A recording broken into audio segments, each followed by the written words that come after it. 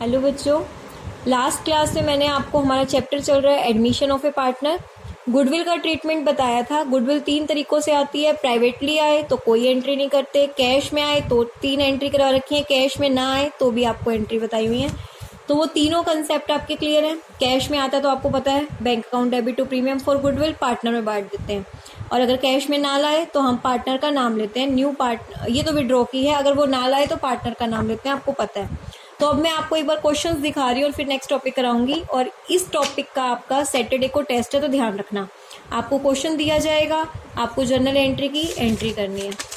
अगर आपको एक बात बता दिया जाए, ये चीज़ें तो आप खुद कैलकुलेट करेंगे, अगर न्यू रेशियो वगैरह नहीं दी हुई, आपको सिखा चुके हैं हम। किसी भी क्वेश्चन में डाउट हो, सिर्फ 2 जर्नल एंट्री आपको करनी है, किसी में 2 होंगी, किसी में 3 होंगी। क्लियर है? कुछ भी नहीं है इस चैप्टर में। अगर आप ध्यान से देखो, इसमें 4 पार्ट दिए हुए हैं, तो 4 अलग अलग क्वेश्चन हो गए, बस रेशियो अलग अलग यूज होएगी। देखो 1 2 3 4 अलग अलग क्वेश्चन हो गए हैं, बस आपकी कैलकुलेशंस बेस्ड हैं सारे। जिसके पास बुक नहीं है, फिर भी कह रही हूँ मेरे से पिक मांग के कर लीजिए, आपका टेस्ट रहेगा। मैं आपको टॉपिक दिखा रही हूँ, ठीक है, कि आपको करना कहाँ तक है। आप अच्छे से देख सकते हैं, आपको टॉपिक दिखाया जा रहा है। प्रीमियम इन काइंड बता चुकी हूँ। अगर कैश की जगह कोई एसेट लाते हैं तो हम एसेट्स को डेबिट करते हैं, नीचे वही पार्टनर का नाम, क्योंकि कैपिटल और गुडविल 2 चीज़ें लाता है। क्लियर है? और अगर कोई गुडविल पहले से ही बैलेंस शीट में अपीयर है तो वो पार्टनर में, ओल्ड पार्टनर में डिवाइड की जाती है, आपको पता है ना। तो इस क्वेश्चन में देखो, एक गुडविल तो आपको बैलेंस शीट वाली दी हुई थी और दूसरी दूसरी। पहचान कैसे होगी? देखो, आरती और भारती पार्टनर्स हैं और सारथी आया है। सारथी क्या लेके आया? कैश और 10,000 फॉर गुडविल। ये तो प्रीमियम फॉर गुडविल हो गया। और जो गुडविल अपीयर, देखो लिखा हुआ है अपीयर, ये बैलेंस शीट वाली हो गई। क्लियर है? तो बैलेंस शीट वाली डिवाइड कर दी और दूसरी ये। क्लियर है? अगर कैश में ना लाए तो आपको पता है new partner capital account debit to old. Cash में सिर्फ वो क्या लाया? कैपिटल। गुडविल नहीं लाया तो पार्टनर का नाम लिख के हमने एंट्री कर दी। क्लियर है? यहाँ तक के आपके टॉपिक का टेस्ट रहेगा। अब मैं इसके बाद का आपको टॉपिक करवा रही हूँ, मतलब इस गुडविल से रिलेटेड जो भी एंट्रीज हैं ये भी चलता जा रहा है, और ये कब तक चलता रहेगा? जब तक हमारा रिवैल्यूएशन अकाउंट नहीं आ जाएगा। यहाँ तक आपका टेस्ट रहना, ये चीज़ ध्यान रखना, ठीक है।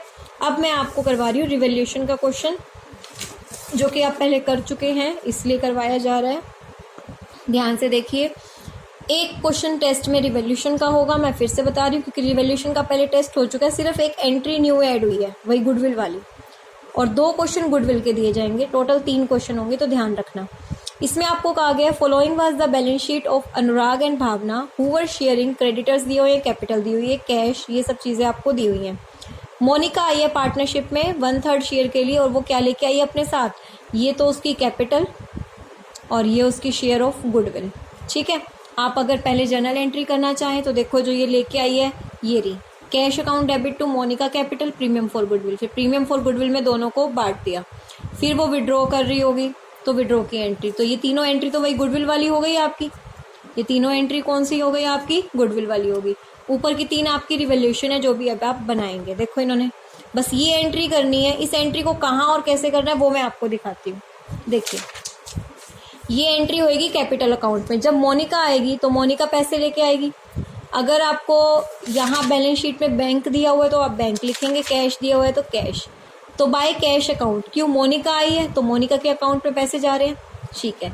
बाय कैश अकाउंट, मोनिका के अकाउंट में कैपिटल गई। बाय प्रीमियम फॉर गुडविल किसको मिला है? ओल्ड पार्टनर सेक्रीफाइस रेशियो में, इनको मिल गया। तो बस ये 2 एंट्री चेंज हुई है, बाकी कैपिटल अकाउंट वगैरह सब कुछ वैसे ही जो आप पहले करके आए हो। तो इसीलिए आपका इसका टेस्ट होगा। आप ये चीज़ ध्यान रखेंगे। आपको क्या करना है? अब अगली एंट्री आपको कहा गई है stock of value plant and machinery reduced by 10%। Stock की वैल्यू कितनी? आप देखो 20,000। 20,000 का 10% गया, कितना हो गया? 2,000। तो बैलेंस शीट में से तो 2,000 माइनस कर दिया, कितना आ गया? 18,000। और जो 2,000 का लॉस हुआ, लॉस कहाँ पे आ गया? यहाँ पे। इसी तरह मशीनरी का भी हमने कर दिया। फिर प्रोविजन बनाया डेटर्स पे, तो क्या करेंगे? डेटर्स में से 20% माइनस कर देंगे प्रोविजन बना के, और ये प्रोविजन रिवैल्यूएशन के डेबिट में। क्लियर है? उसके बाद आपको क्या कहा गया? बिल्डिंग की वैल्यू क्या हो रही है? इंक्रीज हो रही है। तो ठीक है, बिल्डिंग की वैल्यू इंक्रीज हो रही है, तो जितने से इंक्रीज हो रही है वो यहाँ आ जाएगी, और यहाँ पे हम उसमें क्या कर देंगे? बिल्डिंग में प्लस 50 की जगह क्या हो गया? 60,000। उसके बाद इन्वेस्टमेंट थी 1400 की, जो हमने पहले लिखी नहीं थी। नहीं लिखी तो हमारे को फ़ायदा है, एक तो यहाँ पे और एक बैलेंस शीट में इन्वेस्टमेंट के नाम से। क्लियर है? सारी एंट्रीज पहले जैसी हैं। अब देखो गुडविल निकाल ली तो विड्रॉ की एंट्री हो गई। अब गुडविल निकाल लिया इन्होंने, जो ये पैसा इनके अकाउंट में आया था निकाल लिया, प्रीमियम फॉर गुडविल से आया, पर निकालने की एंट्री क्या होगी? To cash. अब देखो क्रेडिटर्स आपके वही हैं, कैपिटल आपकी कैपिटल अकाउंट से आई, डेटर्स आप सोल्व कर चुके हो, स्टॉक भी इन्वेस्टमेंट भी, ये सारी आप रिवॉल्यूशन में एंट्री कर चुके हो। ये ध्यान रखना कैश की एंट्री सबसे ऊपर होती है, पर कैश कैसे निकलेगा? क्योंकि इस बिजनेस में पैसा आया भी है और पैसा गया भी है। अब देखो कैश था कितना? 1200 रुपये। कैश कितना था? 1200। 6000 रुपये गुडविल के तौर पे लाया था, कैपिटल के तौर पे। नया पार्टनर जितना भी पैसा लाएगा वो हम प्लस करेंगे, कर दिया तो कितना पैसा हो गया बिजनेस में? 22,200। पर ये टू कैश करके, बाय कैश में जो भी पैसा आएगा आप इसमें प्लस करोगे, टू कैश से जो भी पैसा निकलेगा उसको माइनस, फिर जो बैलेंस आएगा ना वो हम यहाँ पे लिखेंगे।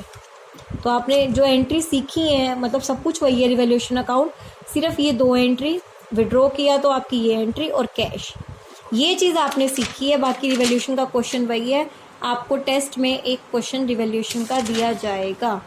उसके बाद आपका मेमोरेंडम है, मतलब वैल्यूज इफेक्ट नहीं करनी, वो टॉपिक हम अगली क्लास में लेके चलेंगे और जल्दी से अपने इस चैप्टर को फिर हम कंटिन्यू करेंगे। Thank you.